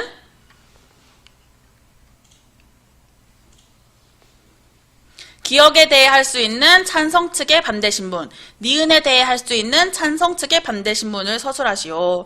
효과적인 반대신문 방법을 서술하시오. 이런 식으로 출제가 됐습니다. 그럼 이제 토론에 대한 설명을 읽도록 할게요. 토론은 특정한 논제에 대해 찬성 측과 반대 측으로 나뉘어 각자 근거를 들어 자기 측의 주장이 정당함을 내세우고 동시에 상대 측의 주장이 부당함을 밝히는 화법의 한 유형이다. 토론에 대해 묻는 문제에 토론의 개념을 협상의 개념이랑 바꿔서 출제하는 경우가 많아요. 또는 토의의 개념을 제시하는 경우도 많고요. 따라서 토론의 개념 정확하게 기억해 둬야 합니다. 토론에서 자기 측 주장의 설득력을 높이기 위해서는 상대 측의 논증에 드러난 논리적 오류를 찾아 이를 구체적으로 지적할 수 있어야 한다. 토론에서 반대신문 단계의 효과를 볼게요. 토론의 종류는 여러 가지가 있는데 이 교과서에서는 반대신문식 토론만 다루고 있어요. 근데 이제 선생님에 따라서 토론의 종류에 대해서 설명하실 수 있기 때문에 선생님께서 칼포퍼식 토론이라든지 다른 토론의 종류를 언급하셨으면은 시험 문제에 나올 수 있기 때문에 다른 종류의 토론도 정리해 두셔야 합니다. 그럼 이제 반대신문 볼게요. 반대신문 단계는 임론 및 반론 단계에서 상대 측이 발언한 내용에 대해 논리적 허점이 드러나도록 묻고 상대 측의 답변을 듣는 토론의 절차이다. 이게 바로 반대신문의 개념이죠. 반대신문 개념도 정확하게 알아둬야 되고 반대신문식 토론이 이루어지는 순서도 중요합니다. 이렇게만 보면 헷갈리는데 이렇게 제시된 표를 보면은 헷갈릴 게 없어요. 찬성 측 첫 번째가 입론하면은 두 번째가 반대신문하고 반대 측 1이 입론을 하고 그러면 찬성 측 1이 반대신문하고 찬성 측 1이 입론했으니까 이제 2가 입론해야겠죠. 그러면은 앞서 반대 측 2가 반대신문했기 때문에 이제는 1이 반대신문합니다. 그리고 반대 측 1이 입론했으니까 이제는 2가 입론할 차례겠죠. 이런 식으로 순서를 파악하면은 외우기 쉬워요. 이거 꼭 외워두셔야 합니다. 다시 위로 올라와서 토론에서는 자기 측 주장의 설득력을 높이기 위해 이러한 반대신문 단계를 두기도 한다. 반대신문 단계에서 상대 측 발언을 단순히 확인하는 수준을 넘어 상대 측 논증을 비판적으로 검토하면 논제를 깊이 이해하는 데 도움을 얻을 수 있다. 또한 반대신문 단계를 통해 상대 측의 논리적 오류나 허점을 찾아 지적함으로써 토론의 전체적인 분위기나 흐름을 자기 측에 유리하게 만들 수도 있다. 그리고 상대 측의 의견을 비판적으로 듣고 상대 측과 반대 신문을 주고받으면서 토론을 보다 역동적이고 흥미롭게 만들 수 있다. 이렇게 반대 신문 단계의 효과 3가지가 나왔네요. 이것도 정리해둬야겠죠.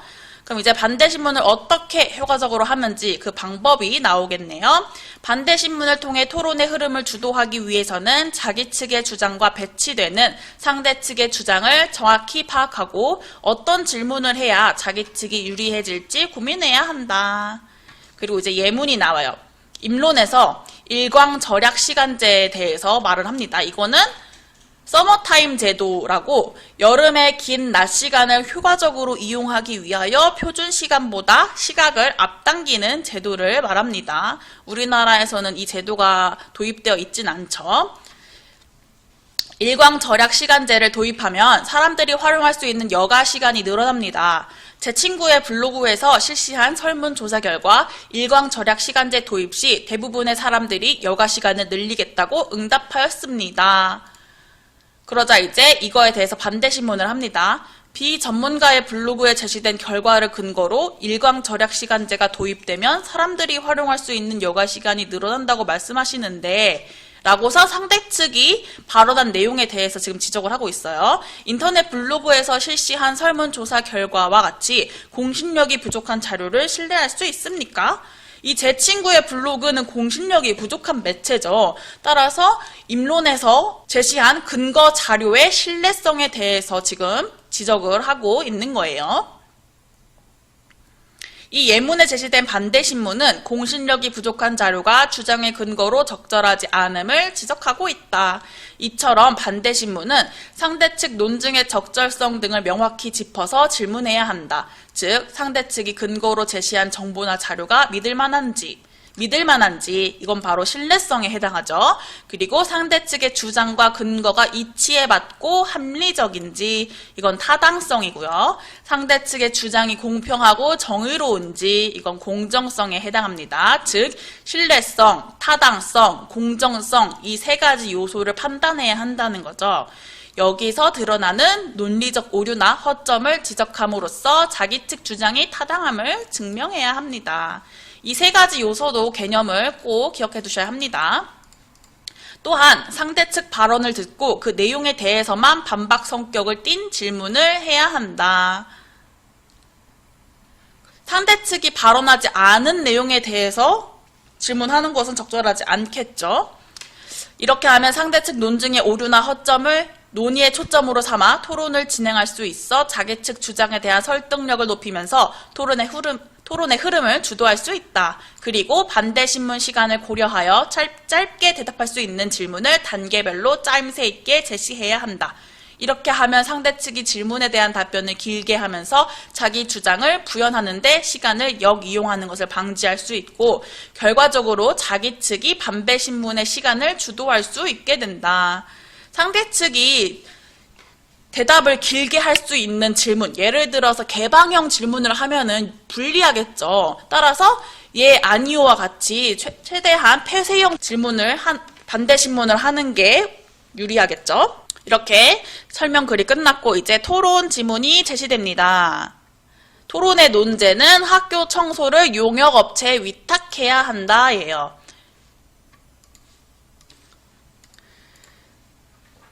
근데 여러분들 아시겠지만 교과서 자체에는 이런 지문이 나와 있지 않아요. 교과서 보면은 학교 청소를 용역업체에 위탁해야 한다라는 논제로 이루어진 반대신문식 토론이다 라고 되어 있지만 영상으로만 볼 수 있게 되어 있지 지문이 제시되어 있지는 않아요. 따라서 선생님께서 아마 영상을 보여주시고 이런 지문이 있는 유인물을 나눠주실 거예요. 유인물을 나눠주시지 않았다고 해도 이렇게 지문이 출제되기 때문에 이 지문으로 제시된 문제를 많이 풀어보셔야 합니다. 그러면 이제 지문을 같이 읽어보도록 할게요. 우선 토론을 시작을 사회자가 알리겠죠. 최근 용역업체 청소를 위임하는 학교가 늘어나면서 용역업체가 학교 청소를 하는 것에 대한 논란이 많습니다. 라고서 논제 선정 배경에 대해서 제시합니다. 그리고 이제 논제를 밝힙니다. 이번 시간에는 학교 청소를 용역업체에 위탁해야 한다라는 논제로 토론해 보겠습니다. 먼저 토론자들의 입론을 들어보겠습니다. 찬성 측 첫 번째 토론자 입론해주세요 라고 사회자가 발언 순서도 제시하고 있어요. 사회자의 역할을 묻는 문제도 토론에서 자주 출제되는 문제 유형이에요. 토론의 순서에 따라 토론을 진행하고 있다. 토론이 열리게 된 배경을 설명한다. 이런 식으로 옳은 선지가 출제되었습니다. 그리고 교과서에서는 논제의 종류, 아니면 뭐 논제의 조건 이런 것들에 대해서는 다루고 있지 않아요. 하지만 시험 문제에 충분히 출제될 가능성이 높습니다.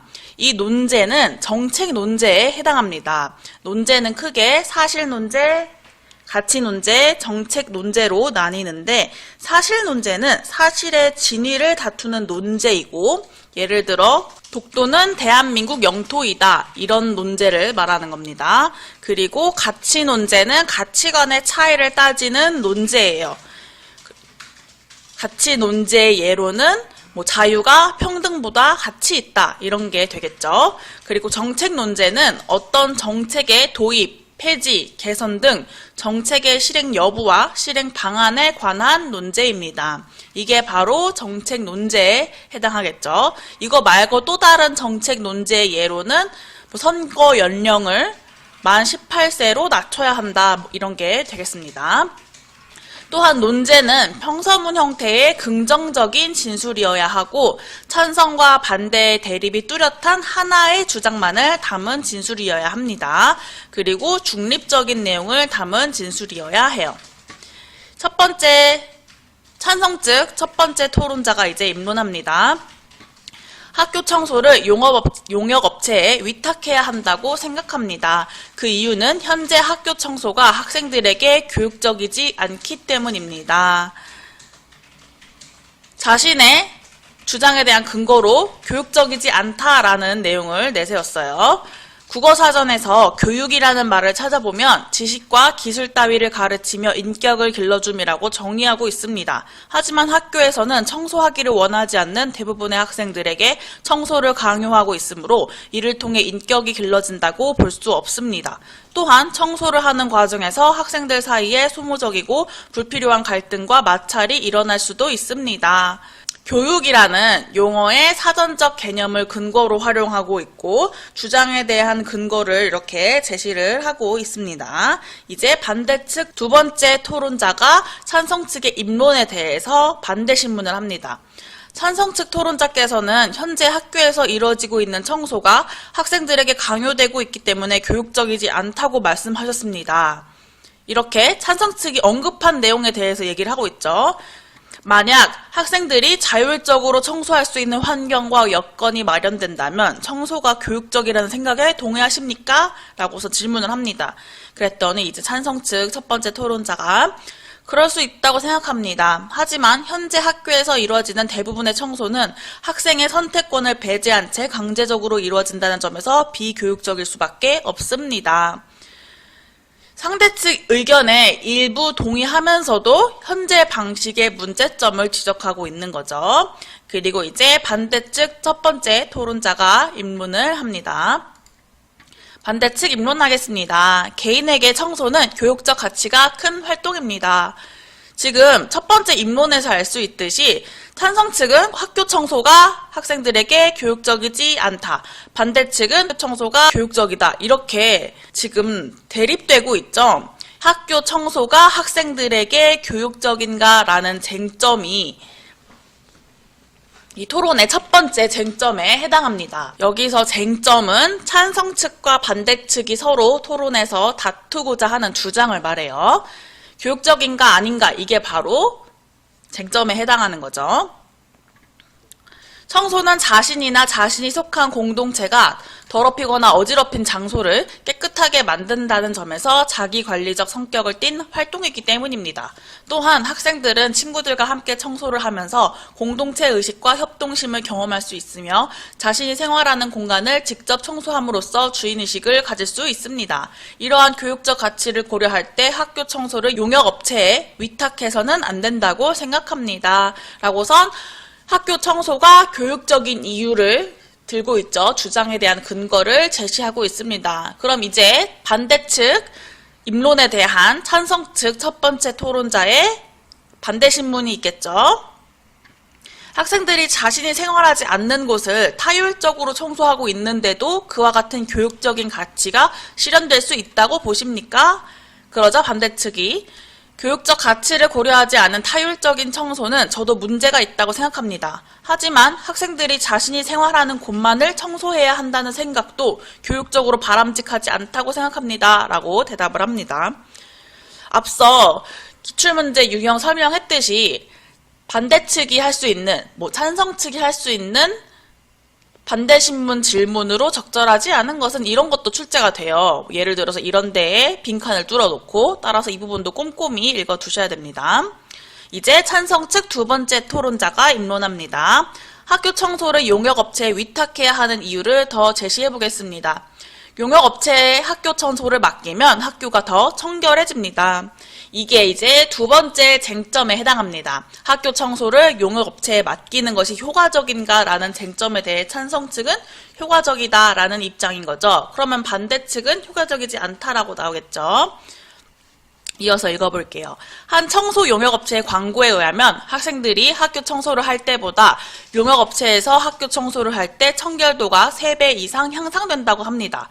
특히 창문이나 계단, 난간 등은 학생들이 청소하다가 안전사고가 일어날 수 있고 화장실이나 실내의 냉난방 기구 등은 학생들이 깨끗하게 청소하기에는 어려움이 많습니다. 따라서 이를 청소를 전문적으로 하는 용역업체에 맡기는 것이 효과적입니다. 이 찬성 측의 말하기 방식은 구체적인 수치를 일단 활용하고 있다는 것, 그리고 기대 효과를 구체적으로 설명하고 있다는 것이 되겠습니다.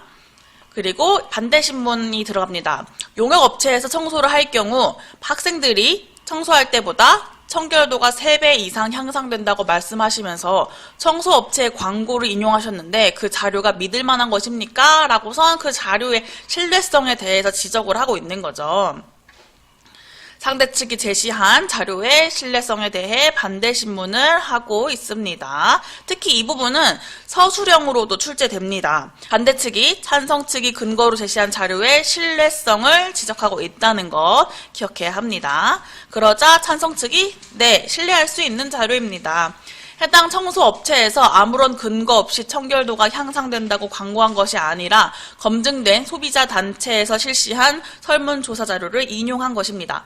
소비자 단체의 조사에 따르면 용역업체의 학교 청소를 위탁한 경우 청결도가 향상되었을 뿐만 아니라 교사와 학생들의 만족도 역시 학생들이 직접 청소를 할 때보다 높아졌다고 합니다. 그 다음 이제 반대측 두 번째 토론자의 입론입니다. 용역업체에 의한 학교 청소는 학교의 청결 문제를 근본적으로 해결할 수 없습니다. 용역업체에서 청소한 직후는 깨끗하겠지만 학생들의 생활 습관의 변화가 없다면 기대하는 청소의 효과를 얻기는 어려울 것입니다. 반대 측은 학교 청소를 용역업체에 맡기는 것이 효과적인가라는 쟁점에 대해서 효과적이지 않다라는 입장을 보이고 있는 거죠. 실제로 이웃 학교에 다니는 제 친구의 말에 의하면 작년부터 용역업체에서 그 학교의 청소를 담당하고 있지만 학교의 청결 상태는 특별히 개선된 것이 없다고 합니다. 오히려 청소를 해주는 사람이 따로 있다는 생각에 학교 시설을 더 지저분하게 사용한다고 합니다. 라고선 주장에 대한 근거로 자신의 친구가 말한 내용을 제시하고 있네요. 일부의 사례를 가지고 전체의 속성이나 특징으로 결론을 일반화하고 있는 거죠. 그럼 이거는 이제 반대신문에서 지적될 만한 내용인 거죠. 이는 용역업체에서 학교 청소를 하는 것이 큰 효과가 없음을 보여주고 있습니다. 이제 반대측 2의 입론이 끝나고 찬성 측 두 번째 토론자의 반대신문이 들어갑니다.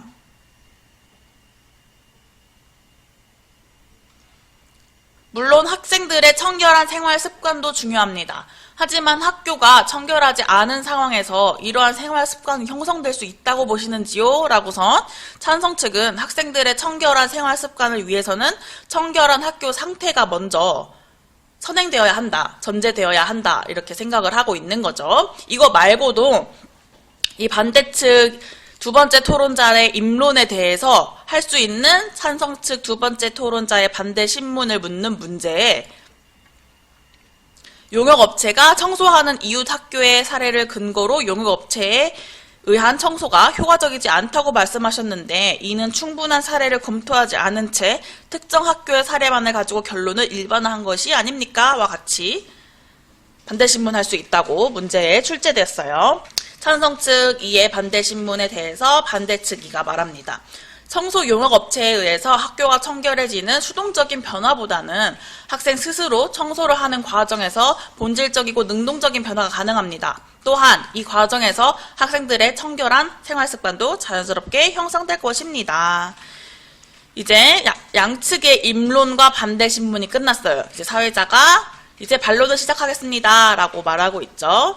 여기서 사회자는 그냥 순서만 제시하고 있을 뿐 토론 참여자의 발언을 요약하거나 정리하고 있진 않습니다. 이제 반대측 첫 번째 토론자가 반론합니다. 힘들고 어렵다고 해서 피하는 것만이 능사는 아닙니다. 공동체 생활에서 필연적으로 발생하게 되는 갈등이나 마찰을 지혜롭고 효과적으로 해결함으로써 서로 배려하고 협력하는 공동체 의식을 형성할 수 있습니다. 최근 청소하는 날을 지정하여 구성원 전체가 청소에 동참하는 학교와 회사가 늘어나고 있는데 이는 청소가 그만큼 교육적 가치를 지니고 있기 때문입니다. 또한 용역업체에 지불해야 하는 막대한 청소 비용도 문제입니다. 이로 인해 필수적인 다른 예산이 삭감되는 문제도 감수해야 합니다. 라고선 찬성 측 주장이 실현되었을 때, 즉 청소를 용역업체에 맡겼을 때 발생할 수 있는 문제점을 제시를 하고 있습니다. 이제 찬성 측 첫 번째 토론자가 반론합니다. 청소는 공부에 지친 학생들에게 여전히 부담스러운 일입니다. 특히 교무실이나 교직원 화장실 등 자신이 사용하지 않는 곳까지 청소해야 하는 상황에서 반대 측에서 주장하는 청소의 교육적 가치를 기대하기 어렵습니다. 더군다나 대부분의 학교에서는 학생들의 자율적인 참여나 의사결정과 관계없이 강요에 의해 청소가 이루어지고 있습니다. 이러한 상황에서는 청소의 교육적 가치와 학교의 청결, 그 무엇도 기대할 수 없습니다. 그 다음 이제 반대측 두 번째 토론자의 마지막 반론입니다. 학생들이 하고 싶거나 원하는 대로만 해주는 것을 과연 교육적이라고 볼 수 있을까요? 공부처럼 청소도 때로는 하기 싫고 어렵지만 그 과정을 이겨냄으로써 성취감을 느낄 수 있는 교육적 가치를 지닌 활동입니다. 조선시대 유소년들의 필수 교재였던 소학에서는 인간 수양의 기본이 마당에 물 뿌려 쓰는 행위에서 시작한다고 언급하면서 청소의 중요성을 강조하고 있습니다. 라고서 권위 있는 사료를 인용해서 청소의 중요성을 강조하고 있습니다.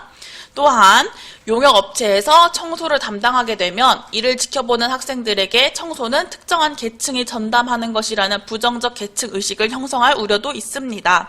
이것도 첫 번째 반론과 마찬가지로 찬성 측 주장이 실현되었을 때의 문제점에 해당하죠. 이제 마지막 반론입니다. 찬성 측 2가 말합니다. 반대 측에서 강조하는 공동체 의식이나 협동심은 동아리 활동이나 봉사활동 등 청소 이외의 다양한 단체 활동을 통해서도 경험하고 형성할 수 있습니다. 청소에 어려움을 겪고 있는 학생들의 상황과 의사를 고려할 때 용역업체에서 학교 청소를 담당하는 것이 학생들의 부담을 줄이고 학생들이 학교 생활에 집중하는 데 기여하리라 생각합니다. 지금까지 학교 청소를 용역업체에 위탁해야 한다라는 논제로 토론하였습니다. 양측의 주장이 팽팽하게 맞섰는데요. 이 논제에 대해서는 다음 기회에 좀 더 논의해보기로 하겠습니다. 그럼 이상으로 토론을 마치겠습니다. 감사합니다. 하고 사회자가 토론을 정리하는 역할을 하면서 토론이 마무리됩니다. 입론과 반대 신문도 중요하지만 반론도 중요해요. 꼭 꼼꼼히 여러 번 읽어보셔야 합니다. 지문에 반론을 제시하지 않고 반대 측이 준비할 수 있는 반론을 묻는 문제가 출제됐어요. 이런 경우에는 반론까지 꼼꼼하게 읽은 학생이 훨씬 문제 푸는데 유리할 수밖에 없겠죠. 물론 입론을 제시하는 경우가 훨씬 많았지만 반론까지도 꼭 꼼꼼히 여러 번 읽어두셔야 합니다. 시간 관계상 양측의 주장과 근거 그리고 반대 신문 방법 이거는 넘어가도록 할게요. 여러분들께서 영상 멈추고 뭐 캡처를 하시던가 이렇게 정리를 해보시면 될 것 같아요. 문제풀이로 바로 넘어가겠습니다. 가장 많이 출제됐던 문제 유형인 토론에 대한 설명 11번을 풀어보도록 할게요. 영상 멈추고 풀어보세요.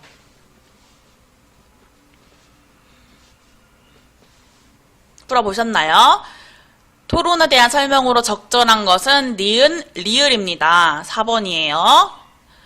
기억부터 같이 볼게요. 모든 토론 유형은 자기 측 주장의 설득력을 높이기 위해 반대 신문 단계를 포함하고 있다.